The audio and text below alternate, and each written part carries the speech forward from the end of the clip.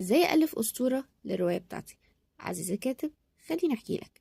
بس قبل ما أبدأ أنا هكلمكم عن أسطورة اسمها النوبيرا بو، عشان هي دي اللي هبني عليها الكلام. الأسطورة دي تبقى أسطورة يابانية بتتكلم على كائن ما بيكونش عنده لا ملامح، وشه مبهم وما عندوش حواس. بيسموه بالشبح ذو اللاوجه. كل اللي بيعمله هو إخافة الناس، بس فعليا هو مش بيأذيهم.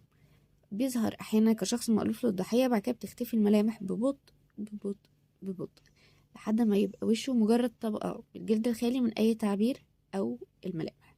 طيب، الفكرة هنا بسيطة جدا، ممكن نبني عليها كتير. فماذا لو إن أنا عايزة ألف أسطورة كاملة على نوبيرا بو واستخدمها في رواية رعب؟ وقتها هعمل إيه؟ هحكي لك. لو هكمل كلام على أسطورة النوبيرا بو، فأول حاجة هسألها لنفسي: هل هو كائن، ولا هل هو شبح، ولا هل هو محارب، ولا هل هو إيه بالظبط؟ بالنسبة لنوبيرا بو فهو كان شبح، فأنا هسيبها زي ما هي ومش هغيرها.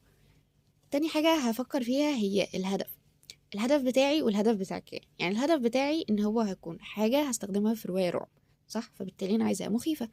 طيب، هدف الكائن يعني هو اللي هو بيعمله ده بيعمله ليه؟ فهو مثلا هيكون بسبب الانتقام، وهنتكلم دلوقتي انتقام ليه بس قدام. هو بقى بيعمل ايه في الضحايا بتوعه؟ في الأسطورة الأساسية هو بيخوفهم، بس في الأسطورة بتاعتي اللي أنا هعملها في الرواية هخلي إن هو بيسرق ملامحهم ويستبدلها ببتاعته. يعني هما يبقوا من غير ملامح وهو ياخد الملامح بتاعتهم. بعد كده هنبدأ نفكر في قواعد ظهوره. يعني هو بيطلع امتى؟ الصبح، بالليل، لما بيكون في مثلا وقت الأعاصير.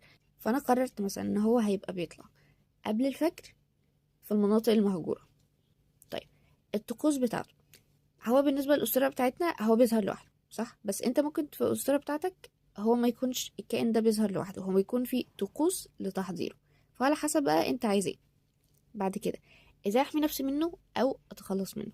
فكرة اللي بيحضر عفريت يصرفه، ودي اتكلمت عنها في فيديو قبل كده، ممكن تبصوا عليه.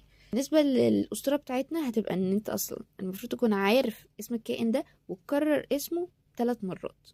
اصل الأسطورة بقى، كل أسطورة لازم بيكون ليها أصل. يعني ايه أصل؟ يعني هي جاية منين، أو الحاجة دي الحاجة دي مثلا موجودة من زمان بسبب ايه، وهكذا.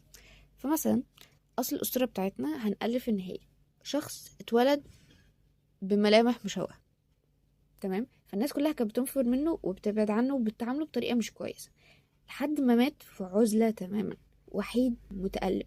ومن ساعتها لأن هو ما اتدفنش بأسلوب كويس، والناس سابت جثته تتحلل في الهواء مع نفسها من غير ما يدفنوه بأسلوب لائق، الشبح بتاعه بقى بيظهر للناس ويسرق ملامحها انتقاما منه.